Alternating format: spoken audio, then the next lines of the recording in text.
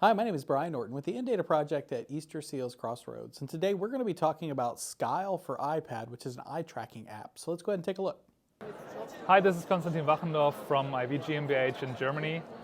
We are here to present Skyle. This is an eye tracking device for the iPad. We do support Android and Windows and macOS and Linux as well, but this is our main product. And we are here to show some new features in our app. We now have text-to-speech and integrated browser, which will be coming out later this year. And yeah, you can just control your iPad with your eyes. Yeah, so this is the interface of our app where you can calibrate and set some settings for the Skyle eye tracker. So we have a 1-point, a 2-point, a 5-point, and a 9-point calibration. You can customize the calibration pointer, for example. We have a lot of different settings in here. So for children, we actually have emojis to be more engaging.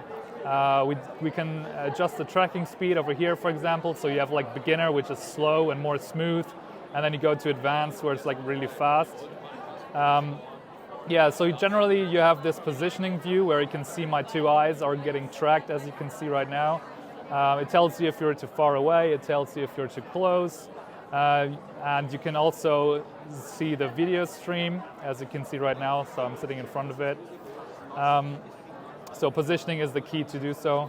We do have some interesting features. So one is the integrated browser, where you can just browse the web more easily than the Safari browser on iOS. Then we also have a text-to-speech with like real AI prediction. And we also have some games over here. So I might just play a little bit of Brick Breaker.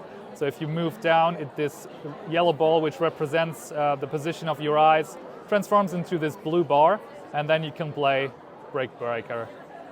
And we do have some other games as well. So this is just to engage people with eye tracking, just to showcase them how it works.